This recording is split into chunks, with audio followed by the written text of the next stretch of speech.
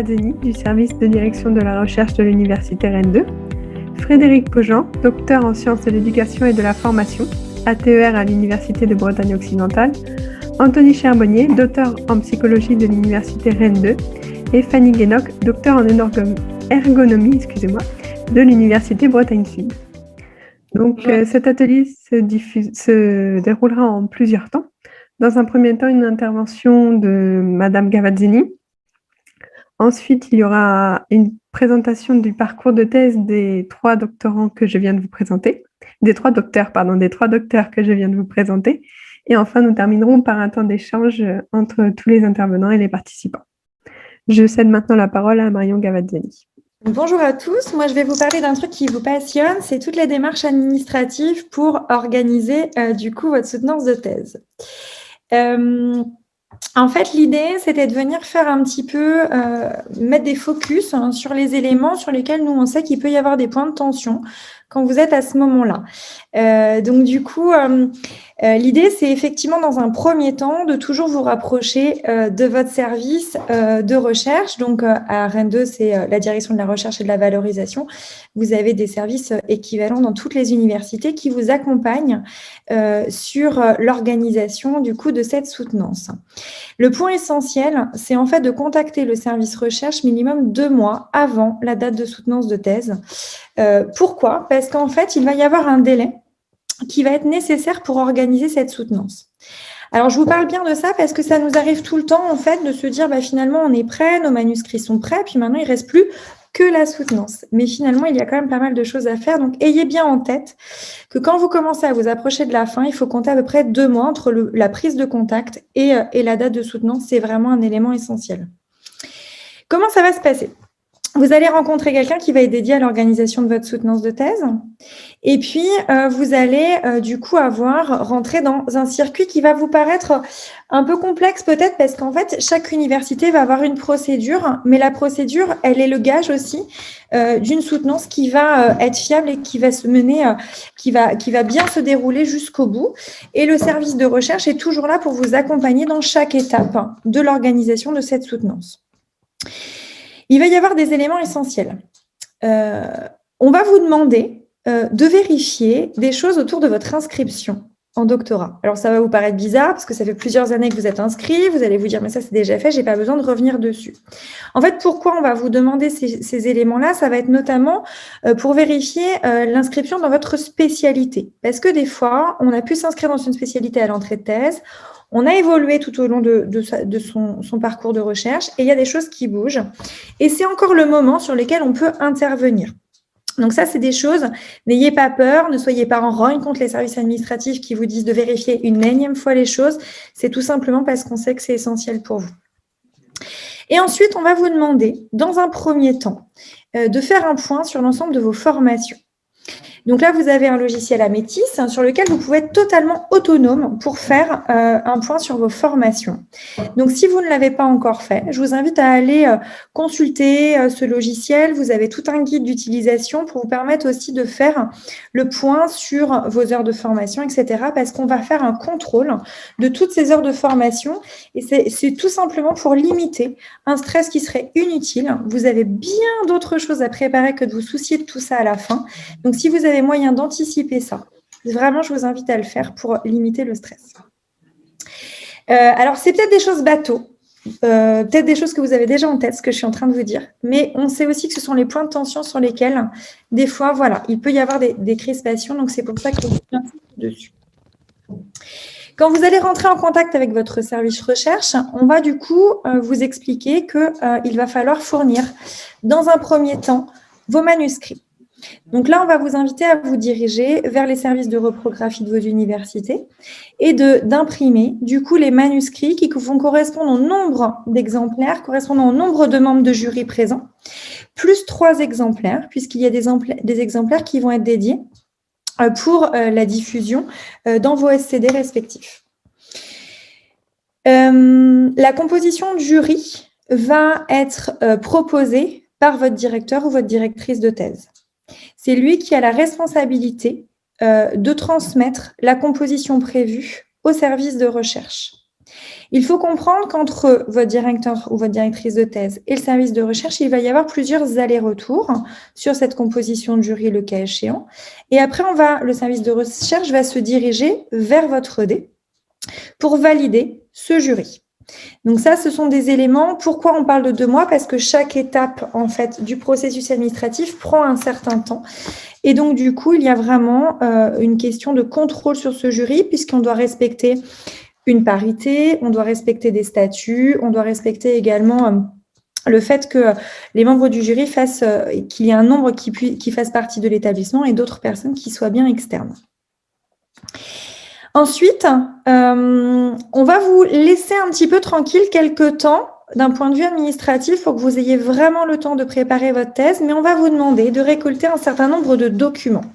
Des documents qui vont être essentiels. En général, chaque site internet de votre sous le service recherche ou sur votre université, donc j'ai éventuellement un document avec les liens si vous êtes intéressé, va faire un rappel de tous les documents qui sont essentiels. Alors peut-être que vous les connaissez déjà, mais je préfère me répéter plutôt que de passer à côté.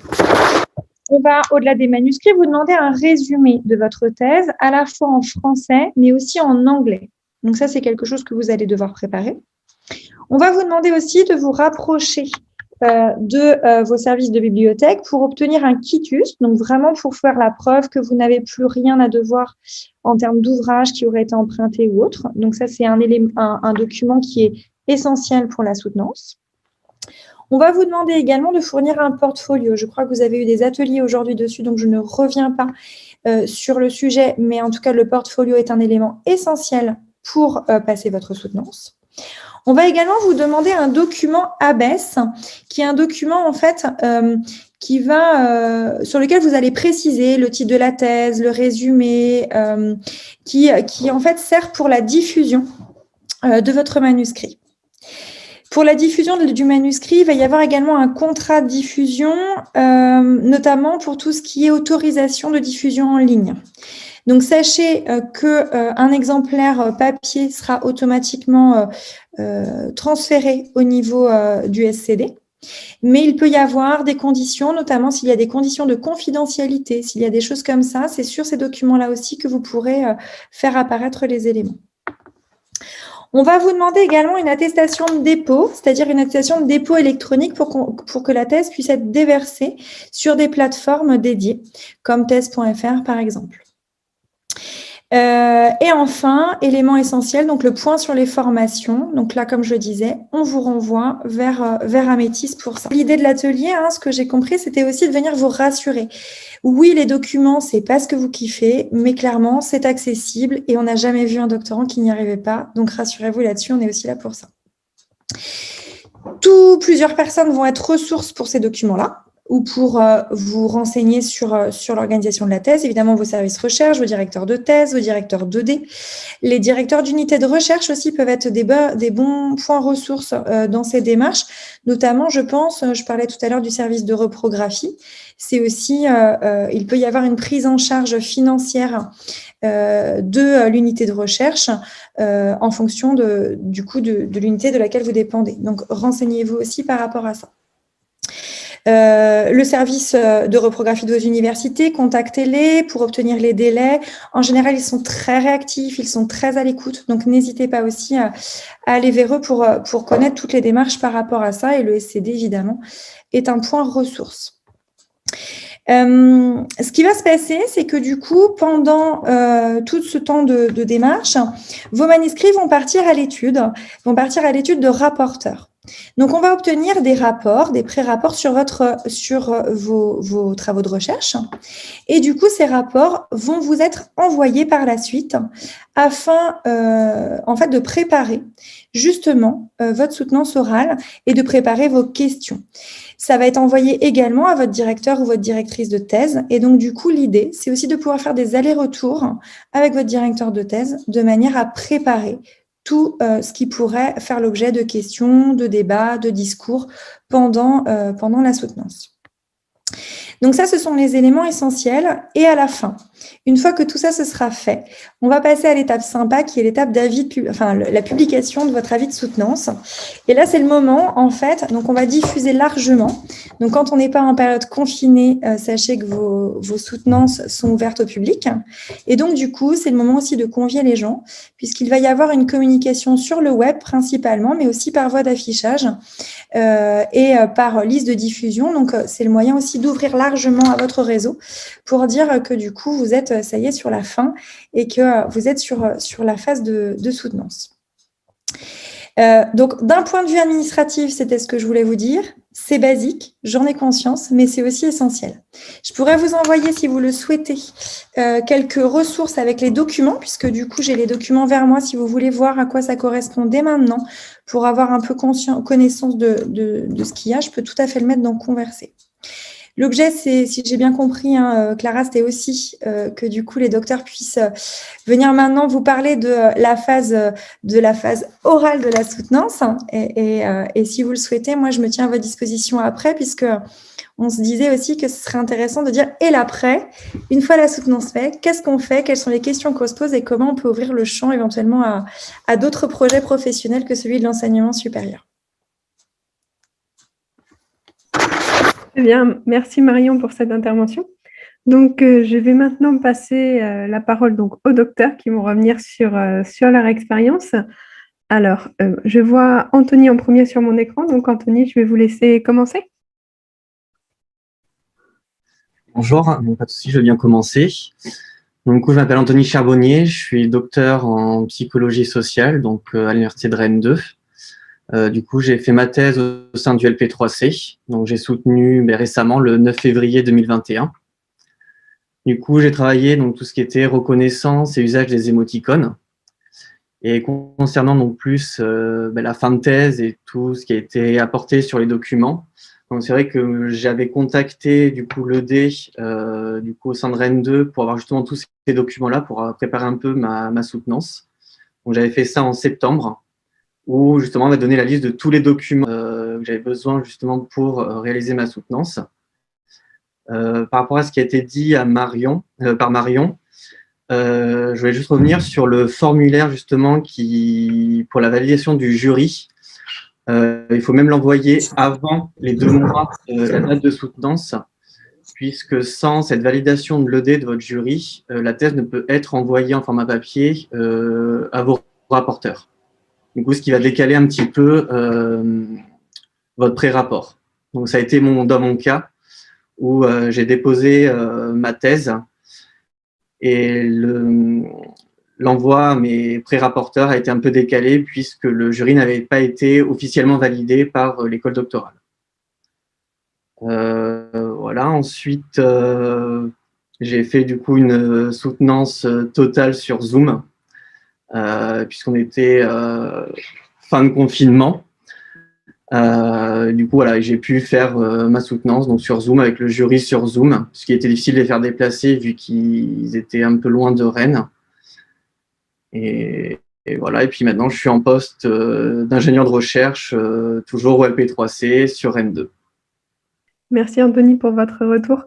Je vais maintenant laisser la parole à Frédéric. Bien, bonjour à toutes et tous. Donc moi c'est Frédéric Pojon, donc je suis docteur j'ai soutenu l'année dernière au mois de juillet, le 7 juillet 2020. Donc moi je suis docteur en sciences de l'éducation.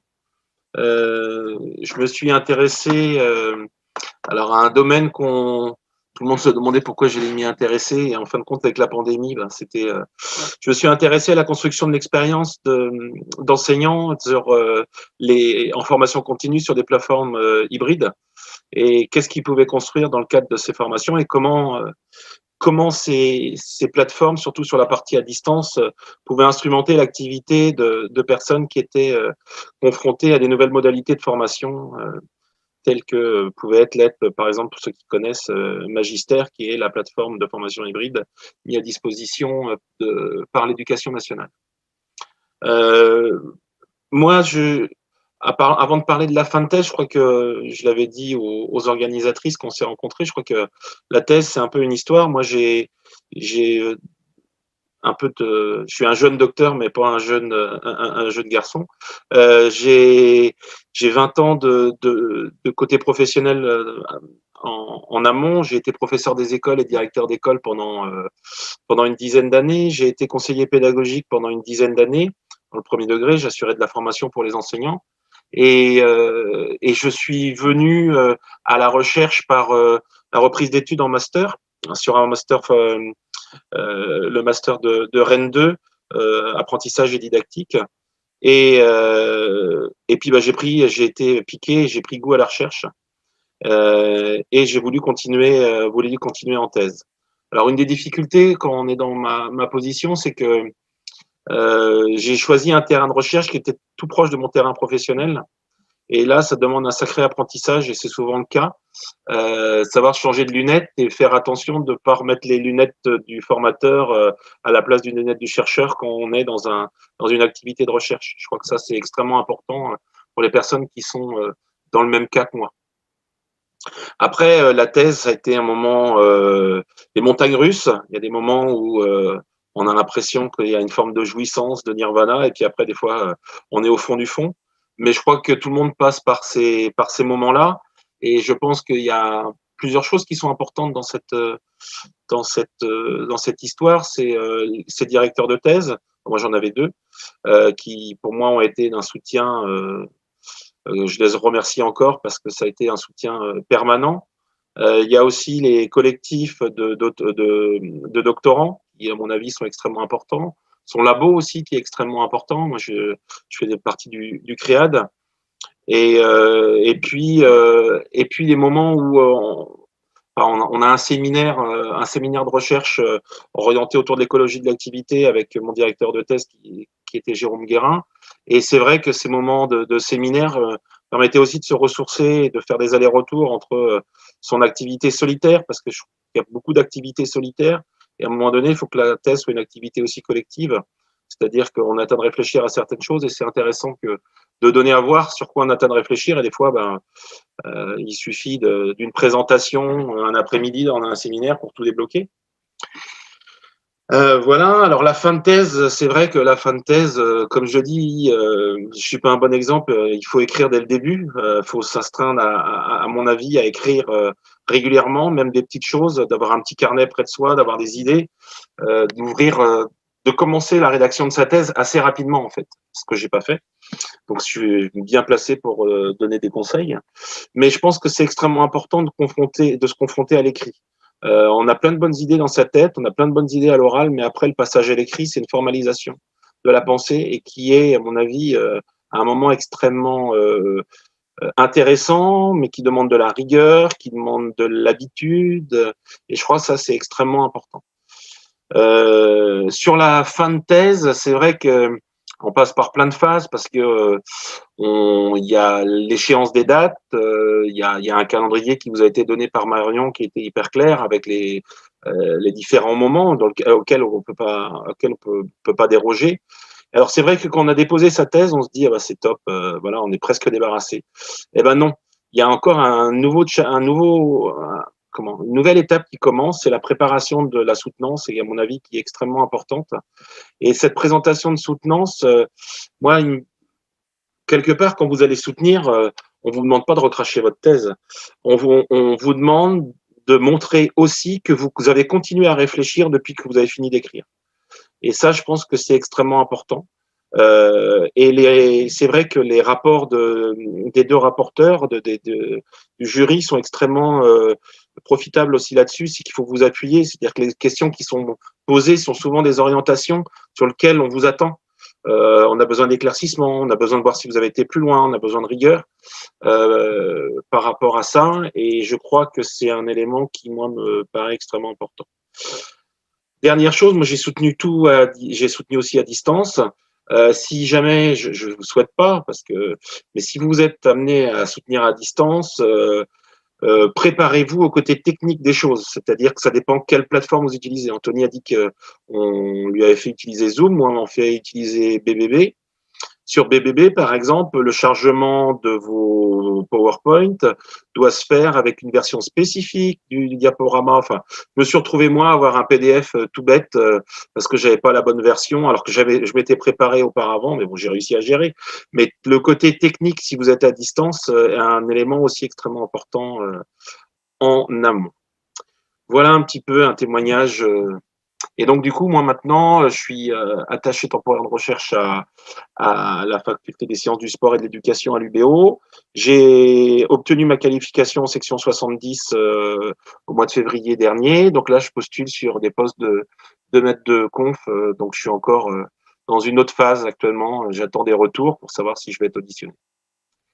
Donc, voilà. Merci à vous. On pourra répondre après à vos différentes questions. Merci Frédéric pour ce retour.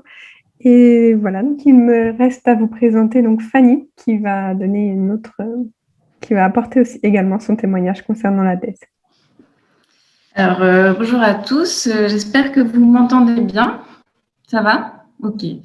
Je suis Fanny Guénoc. Moi, j'ai soutenu une thèse en 2019. Donc, c'était en mai 2019 dans le domaine de l'ergonomie.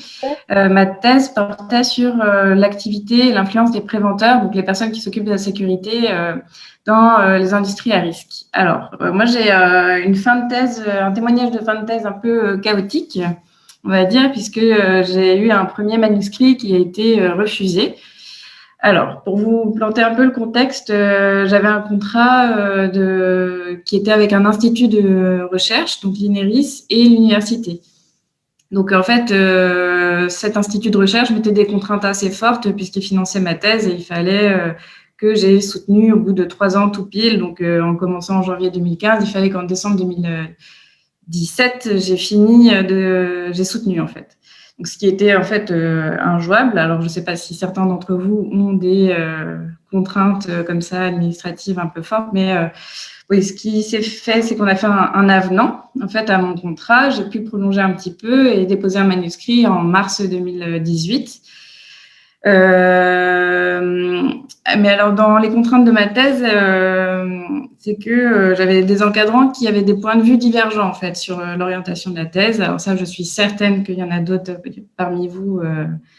Donc, c'était une thèse pluridisciplinaire avec un côté ergonomie et puis un autre côté qui était très orienté sécurité industrielle. Donc, ça m'a fait jouer sur 2 tableaux à la fois. Donc, j'ai proposé un manuscrit qui essayait de contenter tout le monde, mais qui au final contentait personne et qui a été refusé par le jury. Donc ça, c'est un petit point aussi sur lequel je voulais revenir dans le choix du jury, parce que quand on est dans des thèses pluridisciplinaires, c'est extrêmement compliqué de composer un jury adéquat avec tous les critères qu'a cité Marion Gavazzoni sur la parité, sur qui est-ce qui a un HDR, et en plus qui était dans la bonne section parmi les rapporteurs. En fait, ça a été au final, j'ai eu des rapporteurs seulement en ergonomie et qui n'étaient pas satisfaits de ma thèse, qui n'était pas une thèse en ergonomie, mais qui était pluridisciplinaire dans la première version. Donc, voilà, c'est quelque chose à prendre en compte, en fait, quand on prépare le manuscrit aussi. C'est vraiment… alors, moi, le manuscrit, je l'ai écrit tout du long parce que c'était une thèse en sciences sociales, donc on s'y prend dès le départ. Mais pour ceux qui s'y prennent à la fin, si c'est pas trop tard pour vous, en fait… c'est bien de savoir en avance qui sera le jury pour savoir quand même quelle orientation donner au moins sur certains axes, quoi. Mais bon, du coup, ce premier manuscrit fait très rapidement et qui convenait pas à tout le monde, finalement, j'ai pu le retravailler. J'ai pris 1 an de plus pour le faire. Donc, en étant au chômage, mais je pense que c'est le lot de beaucoup d'entre nous. Donc, c'est une thèse qui s'est finalement très bien passée. La soutenance, alors ça commence à dater un petit peu, hein, donc les problèmes administratifs, je m'en souviens plus beaucoup. C'est des choses qu'on oublie. Mais je me souviens quand même, il y a un petit point sur lequel je voulais vous alerter, c'est que quand on est au chômage et qu'on veut faire des vacations, c'est pas une bonne idée. Voilà, parce qu'on peut avoir, on nous réduit beaucoup les indemnités de chômage par rapport à ce qu'on gagne. Par exemple, on gagne 150 € de vacations, on va nous enlever 300 € de chômage. Alors ça, c'est quelque chose que en me renseignant autour de moi, personne ne savait me le dire. Donc, je profite d'avoir un peu de public pour le dire. Faites attention à pas vous faire piéger avec ce problème-là. C'est un de mes plus gros problèmes administratifs, en fait, en fin de thèse, je crois. Voilà, je crois que c'était à peu près ce que je voulais vous dire. Attention aux membres du jury et puis attention à cette petite partie-là financière. Donc, maintenant, je laisse... si Marion souhaite échanger avec les docteurs, je vous laisse un temps pour échanger et vous pouvez également commencer à poser vos questions dans le chat ou en levant la main pour intervenir avec nos quatre intervenants de cet atelier. Du coup, dans le chat, je vous ai mis un PowerPoint qui représente en fait la liste des documents dont je vous ai parlé. Je trouve que c'est plus sympa de l'avoir vers soi. Et je vous ai mis un exemple de formulaire sur les compositions du jury. Donc, c'est un exemple. Toutes les universités n'utilisent pas le même, mais en tout cas, ça vous montre un petit peu ce qu'on vous demande quand vous commencez à penser à votre jury. J'ai d'autres éléments que j'ai peut-être pas forcément précisés, parce que ça m'est arrivé au moment où j'ai déposé ma thèse, justement, lorsque j'ai reçu mes pré-rapports. Un peu avant, j'ai un des membres de mon jury qui m'a fait remarquer que j'avais une petite coquille sur son prénom, son nom de famille dans mes remerciements.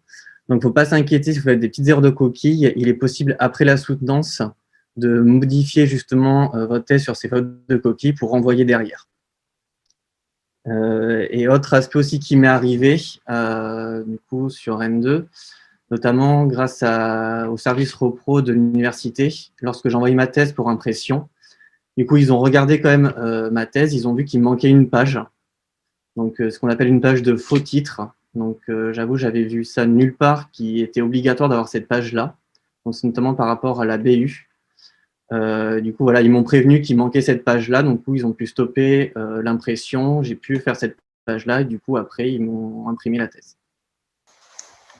Donc, effectivement, au moment de l'édition des rapports, vous allez avoir plusieurs avis. Vous allez avoir malheureusement des fois des avis négatifs ou des demandes de correction. Donc, ce qui vous est arrivé, Fanny, du coup, visiblement. Alors, il faut aussi le voir comme un vrai conseil, en fait, puisque l'objectif, c'est aussi que ces rapporteurs puissent avoir une vision des choses, de ce qui va vous arriver aussi en soutenance. Donc, c'est pas sympa sur le moment, je pense, à vivre. Mais c'est aussi un gage pour que la soutenance se passe le mieux possible, que vous soyez préparé le plus possible à toutes les questions, à toutes les discussions qui seront ouvertes. Donc, c'est vraiment là pour vous accompagner. Normalement, que ce soit au niveau des services administratifs ou au niveau des personnes ressources dans vos travaux de recherche, l'idée, c'est de vous accompagner jusqu'à une thèse pour que ça se passe bien et qu'en fait, vous alliez vers la cérémonie des docteurs quelques mois plus tard, quoi. On n'a aucun objectif de présenter un candidat qui ne serait pas prêt ou qui aurait vraiment nécessité à approfondir les choses. Donc, on est aussi là pour ça. Faut pas hésiter à nous solliciter dans ces cas-là. Il y a donc effectivement, il peut y avoir des rapports positifs et auquel cas, on est dans une procédure plus classique et ça déroule. Et puis, des fois, il peut y avoir des demandes de correction. Donc là, c'est pas forcément un refus, c'est plutôt des conseils pour que des choses soient modifiées. Les corrections peuvent être de deux natures différentes. Ça peut être des corrections parce que énormément de fautes d'orthographe, ça devient illisible, c'est pas très agréable. Et vu que c'est diffusé quand même derrière, on vous demande cet effort orthographique. Mais il peut aussi y avoir des corrections de fond un peu plus profondes. Et là, du coup, il peut y avoir des allers-retours à faire avec votre directeur de thèse. Voilà, donc oui, c'est une étape qui est un peu sous tension, mais normalement, elle est aussi là pour vous accompagner au maximum jusqu'au bout. Est-ce que vous avez des questions sur tout ça? Est-ce que vous souhaiteriez que je mette dans le chat des exemples de documents pour les avoir sous la main? Oui. Ouais. Oui. J'avais une question, bonjour. Je voulais savoir, quand vous parlez des 2 mois, est-ce que vous comprenez la période des vacances d'été dedans? Eh bien, écoutez, en fait, j'ai envie de dire oui et non. On n'est pas en vacances 2 mois. Donc, Oui. évidemment, on a des manuscrits qui vont être déposés, par exemple, en juillet pour des soutenances à la rentrée, en septembre, etc. C'est totalement calculé par rapport à ça. Si vous nous déposez, c'est sûr, je sais pas, le 22 juillet, le soir de la fermeture, et que vous envisagez de soutenir le 25 août, il y a un principe de réalité, ça ne fonctionnera pas, les rapporteurs sont en vacances, nous aussi, et donc du coup, effectivement, ça ne fonctionne pas. Mais que je sache, ça fait un mois. Donc en général, c'est plutôt au moment du dépôt des manuscrits. En fait, il y a urgence à ce que la composition du jury soit validée rapidement si vous êtes dans des délais très courts pour que les rapporteurs soient vite désignés et qu'on puisse très vite passer à l'étape de l'envoi des manuscrits. Après tout, ça fait une bonne lecture sur la plage. Mais il faut anticiper ça. C'est souvent lié aussi à la validation du jury. Je ne sais plus lequel d'entre vous, je crois que c'est Frédéric qui disait attention, la composition, elle peut parfois être un peu longue. Oui, elle peut être longue parce que si on ne suit pas les principes de parité, de composition, etc., il y a des allers-retours qui se font et tant que ce jury n'est pas validé, vos manuscrits ne sont pas envoyés au rapporteur et donc là, ça peut allonger le délai. 2 mois, vraiment, on sait qu'aujourd'hui, ça fonctionne quasiment pour tout le monde, mais il peut y avoir des temps de réactivité nécessaires, quoi. Et j'en profite, j'avais une autre question, c'est que ma directrice de thèse a un éméritat qui se termine au 18 septembre. Je voulais savoir si, au cas où la date ne correspondrait pas pour les membres du jury, il peut y avoir un prolongement, une prolongation. Alors, les éméritats, en général, elle peut faire une demande de prolongation. Donc, normalement, les services recherche contactent en fait les professeurs émérites avant la fin de leur, des 3 ans. En général, c'est des contrats de 3 ans. En général, on les contacte pour un renouvellement. Alors, si elle ne souhaite pas le faire, dans tous les cas, elle serait conviée à la thèse, quoi qu'il arrive, puisque de toute façon, c'est sous le statut de directrice de thèse. C'était votre directrice, hein, c'est bien ça? Oui, oui, oui. Voilà, qu'elle serait conviée. Mais normalement, il y a des renouvellements qui se font, puisqu'on peut renouveler jusqu'à 3 fois l'éméritat. Oui, oui. Et là, elle ne souhaitait pas renouveler, mais c'était au cas où, compte tenu du contexte sanitaire, enfin bref. Donc en fait, l'idée, ce serait peut-être de soutenir alors qu'elle n'aurait plus de statut, c'est ça? C'est de dépasser la date qui lui est assignée sur la validité de son éméritat.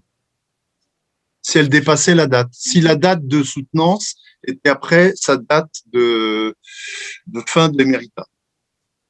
Eh bien là, c'est une colle pour moi. Je ne saurais pas vous répondre. Par contre, je peux chercher la réponse et vous la fournir plus tard.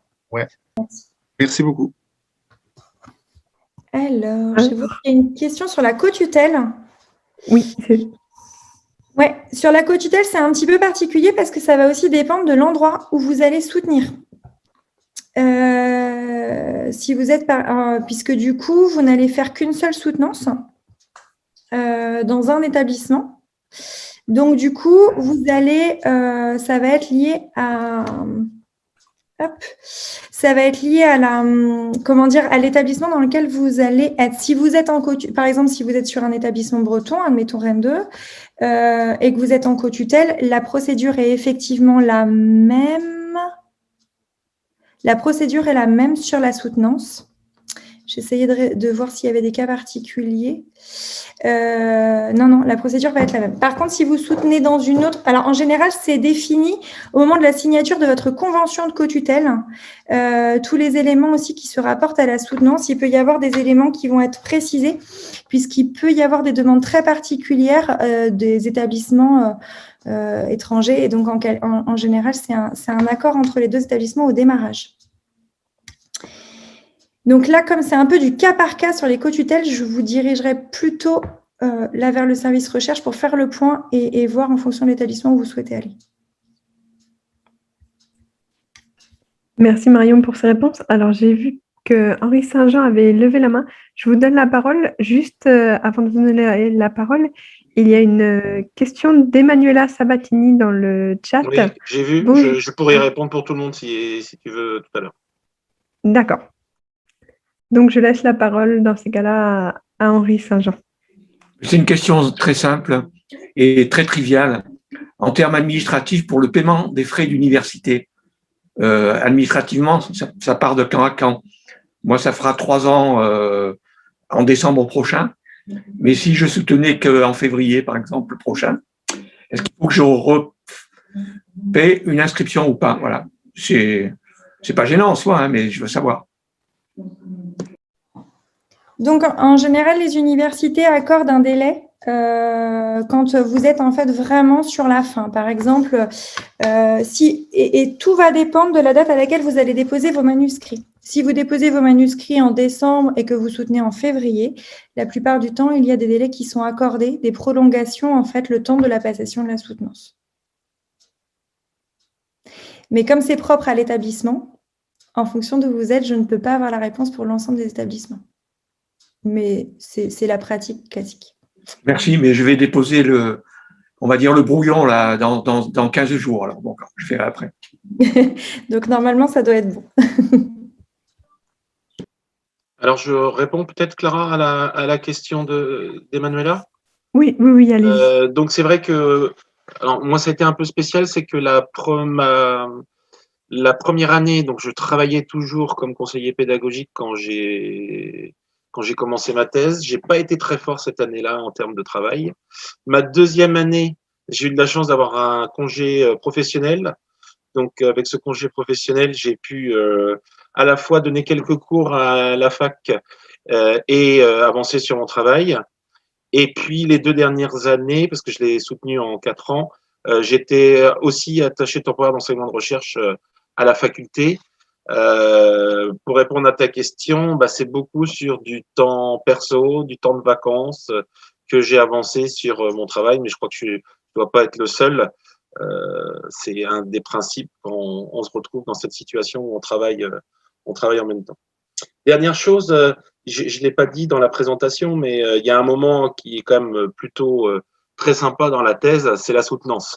Alors, j'ai vu que j'avais Ghislaine Guedet qui faisait partie de mon jury qui est aussi présente.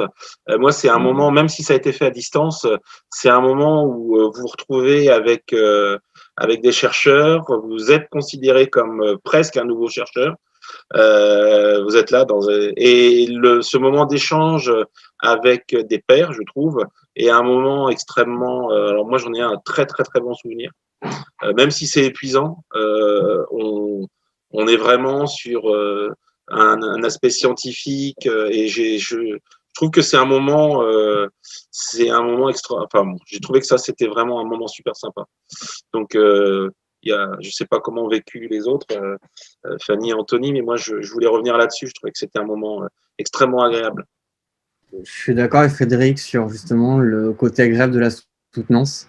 C'est très stressant en avant. C'est vrai que le matin, j'avais une boule au ventre et une fois qu'on est lancé dedans, c'est un super moment. Et voilà, c'est vrai que c'était un peu plus délicat dans le sens où c'était complètement sur Zoom. Et je trouve que ça n'avait pas la même saveur que des soutenances auxquelles j'ai pu assister avant, où on a vraiment le jury en face à face, où il y a tout ce côté échange après soutenance autour du pot. Et je trouve que c'est ce qui manque actuellement sur les soutenances en visio. Par contre, le point positif, c'est que le public qui peut assister à la soutenance, du coup, notre famille, si elle est loin, peut assister également à cette soutenance-là. Ouais, moi je confirme aussi que c'est un très bon moment, surtout une fois que c'est terminé quand même, faut le reconnaître, parce qu'il y a le stress et tout du long, même pendant les questions. Et moi j'ai eu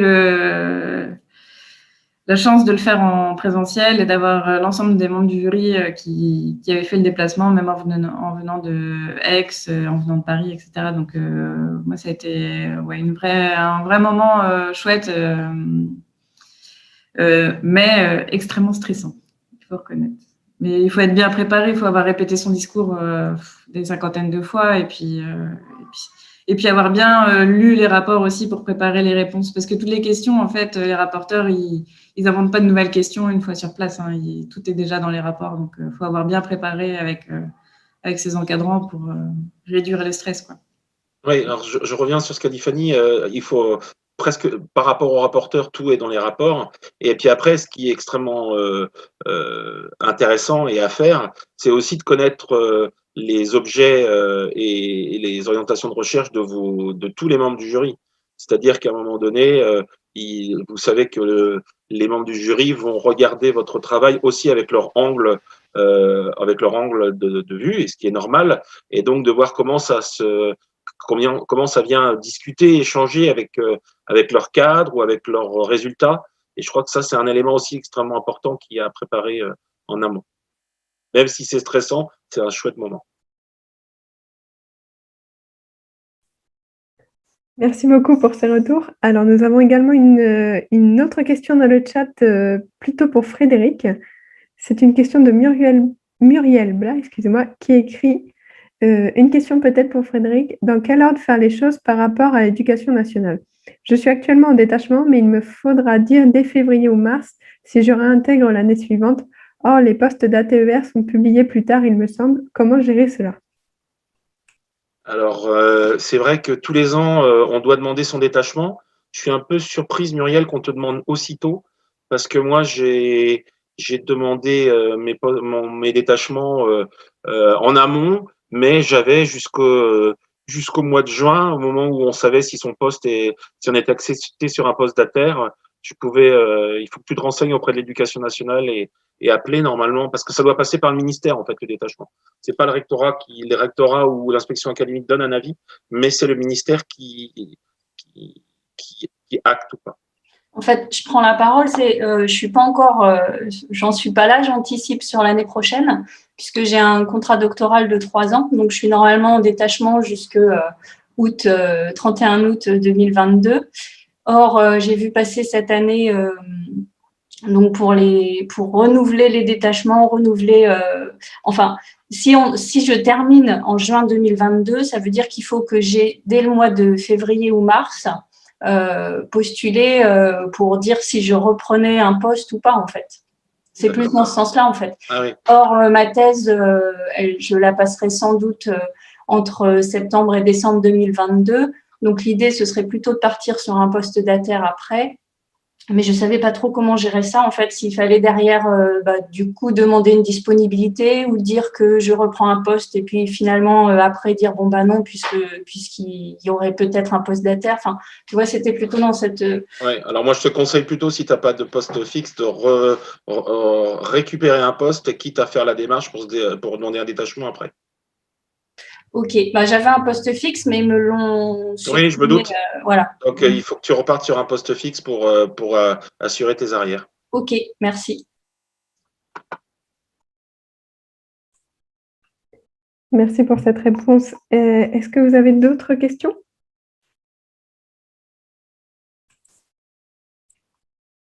Je ne vois pas de nouvelles questions dans le chat non plus.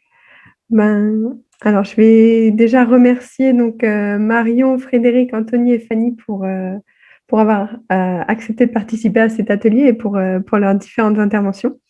Et remercier également toutes les personnes qui sont intervenues cet après-midi et qui nous ont aidés dans la préparation de ces ateliers. Donc, il me semble que pour clore, je dois donner la parole à Madame Richard ou à Madame Besançon. Je ne sais pas. Merci Clara. Bon, alors pour clore, avant de clore Clara, on va peut-être lancer tout d'abord le concours du meilleur poster, alors le plus joli, enfin vous votez sur le point que vous voulez d'ailleurs finalement, mais c'était une idée des doctorantes qui ont organisé toute cette journée d'offrir des prix au poster. Alors, il y a 2 prix mis au concours, un premier prix et un deuxième prix. Donc, au final, il y aura donc 2 vainqueurs, si on peut compter jusque-là. Les prix sont des bons. Le conseil de l'école doctorale a pris cette décision. Les prix sont des bons d'achat. Je ne sais pas où, Monsieur Cornu, j'ai oublié, à la FNAC, enfin quelque chose comme ça. La FNAC. Voilà, merci Elodie de la précision. Donc, 2 bons d'achat à la FNAC. Pour le premier prix, un bon d'achat de, si je me trompe, Monsieur Cornu ne sera pas content, un bon d'achat de 150 €. Et pour le second prix, un bon d'achat de 100 €. C'était pas ça? Si, c'était ça. Si, c'était ça. C'est bien ça. Donc, deux bons d'achat pour deux posters, finalement. Donc, les doctorantes ont mis au point un sondage, je crois, pour que vous puissiez voter sur vos posters favoris, donc en fait sur votre poster favori, et ceux qui sortiront les 2 premiers gagneront donc les 2 premiers prix. Et pendant ce temps-là, je peux peut-être remercier l'ensemble des participants à cette journée. On a été vous voyez là, on est 64 à 17 heures. Ce matin, on a été, alors j'ai noté toutes les X minutes, j'ai noté le nombre qu'on était. On a atteint le nombre de 92 à un moment en fin de matinée. Donc vraiment, merci beaucoup pour votre participation assidue tout au long de la journée. Merci à tous les intervenants aussi pendant cette journée, ceux qui ont communiqué ce matin, les doctorants qui ont communiqué, Shadia, Dorothée, Youssef, Jean-Rodolphe, Joël, Magali et Valérie pour la matinée de communication. Merci aux intervenants de cet après-midi qui viennent de participer aux différents ateliers organisés par le comité de cette journée. Alors Magali, Julie qui a été remplacée par Maude. Donc, merci de votre présence, Maude. Merci, Marion, de ta présence et de tes explications administratives très importantes. Tu as raison de le rappeler. Merci, Anthony, Frédéric et Fanny pour vos expériences diverses et donc toujours intéressantes aussi pour les futurs docteurs que nous avons accueillis aujourd'hui. Et on espère que nous aurons d'autres occasions de vous rencontrer et de nous rencontrer pour des discussions peut-être en présentiel à un moment ou un autre, mais pour le moment en étant virtuel. Mais vous avez aussi raison de le dire, je crois que c'est Frédéric, je ne me rappelle plus, qui a dit ça tout à l'heure. Vos soutenances en virtuel, bon, c'est parfois regrettable, mais ça permet aussi d'accueillir d'autres publics et des publics très éloignés. C'était bien le cas aujourd'hui. Les doctorants qui vivent à l'étranger, et il y en a beaucoup à l'école doctorale ELIC, eh bien, ont pu participer aussi à cette journée d'études. Donc, le distanciel a aussi du bon.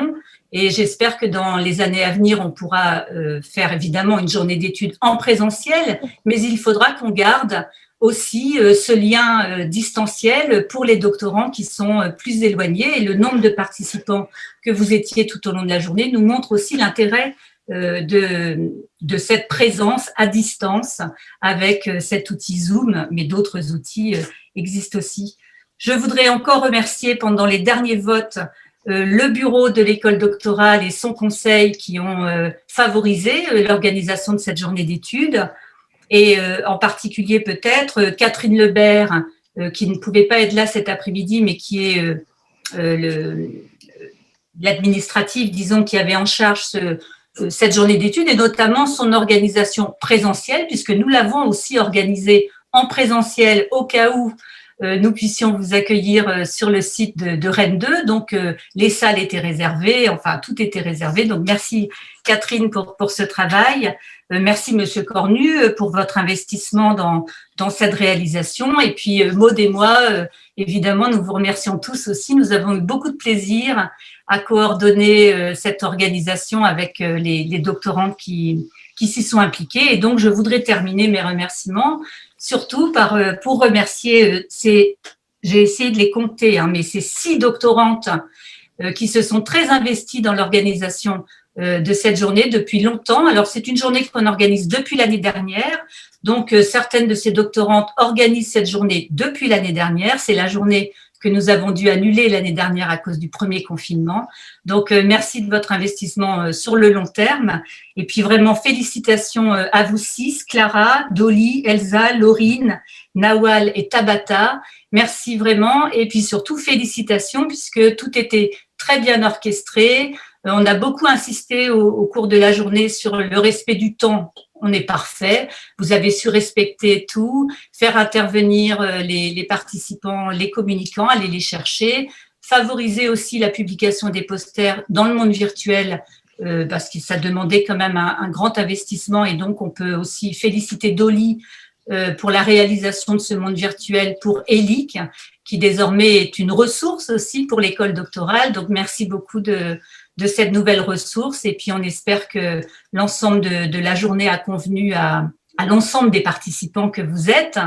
Et donc, l'année prochaine, eh bien, une autre journée d'études sera organisée par un nouveau comité d'organisation, disons, dans une autre université. Enfin, comme c'est virtuel pour le moment, en fait, c'est mondial notre journée d'études. Donc, merci à vous tous. Et puis, je laisserai Maud donner les résultats du concours. Et puis, pour féliciter encore les participants vraiment de ces posters, parce que faire un poster de façon ordinaire, c'est déjà pas si simple. Et on en a vu des extraits aussi dans le commentaire de Maud tout à l'heure. Mais dans le monde virtuel, ça demandait encore un autre travail pour pouvoir être lisible dans la 3D du monde virtuel. Donc, merci à tous les participants vraiment de ce monde virtuel aujourd'hui. Maud, je te laisse parler maintenant, si tu veux. Très bien. Merci à toi, Elisabeth, pour ce résumé de cette journée. Et vraiment, les remerciements, effectivement, sont partagés voilà, pour cette magnifique organisation, que ce soit voilà, le comité d'organisation, mais en même temps, sans la présence de tout un chacun, on n'aurait pas pu arriver là. Et donc, je ne vais pas faire durer le suspense plus longtemps. Merci beaucoup. Donc, pour les posters qui étaient tous très beaux, et donc voilà, je ne sais pas, j'ai pas le détail exact des pourcentages au niveau des votes, mais le premier poster sera celui d'Élise Allard-Latour, donc le poster numéro 1, qui était, si je me souviens bien, sur la pratique du sport en fait chez les jeunes filles, il me semble. Donc ça sera 25% en fait des votants. Et puis le poster numéro 2 et le poster numéro 8 de Pierre Mahé. Et là, c'est donc 18% des votants. Voilà, bravo à Élise et à Pierre. Je ne sais pas s'ils sont là. Moi, je suis là. Oui, je suis là aussi. Ah bah bravo. Montrez-vous, merci. Félicitations. Merci. Ça fait plaisir. Bon, je précise quand même que c'était très serré quand vous voyez les pourcentages. Donc, félicitations aussi à tous les autres doctorants. Merci aux 6 organisatrices parce que c'était vraiment une journée très intéressante. Et beaucoup de travail, j'imagine, derrière. Vous avez pu valoriser toutes nos recherches. Merci beaucoup à vous. Bravo. Oui, et encore merci effectivement pour voilà, ce monde virtuel, puisqu'on pourra encore y accéder. Donc, ceux qui n'ont pas eu le temps, voilà, n'hésitez pas également à partager en fait ce monde virtuel, puisque vous pouvez encore retourner voir les posters si vous n'avez pas eu le temps. Écoutez également les présentations, voilà, à côté des posters. Donc, vraiment un grand bravo à vous toutes et à vous tous. Bravo à vous tous. Et puis, on espère sincèrement qu'on pourra organiser une nouvelle journée comme ça, de collaboration entre les différents unités de recherche aussi qui composent l'école doctorale. C'était aussi ça l'intérêt de cette journée aujourd'hui, de voir un certain nombre, en tout cas ce matin, de communications très différentes. En fonction évidemment des thématiques de recherche, des différentes unités de recherche qui composent l'école doctorale ELIC, mais on voit aussi l'intérêt de la pluridisciplinarité et du travail commun qu'une telle journée peut engager auprès des doctorants et des collègues qui ont participé à ces communications et à cette journée finalement. Voilà, donc maintenant on vous souhaite une bonne continuation de vos travaux de thèse pour arriver à soutenance, comme les 3 docteurs nous l'ont montré. C'est un moment évidemment de félicité. Donc, on a hâte que vous y arriviez tous. Mais pour le moment, il faut encore travailler. Donc, on vous souhaite de bien travailler, de bien poursuivre vos travaux, malgré les difficultés liées aussi à la situation environnante. En tout cas, dans tout ça, il reste une place pour la recherche et vous nous l'avez bien démontré aujourd'hui. Donc, merci pour ça également et à bientôt.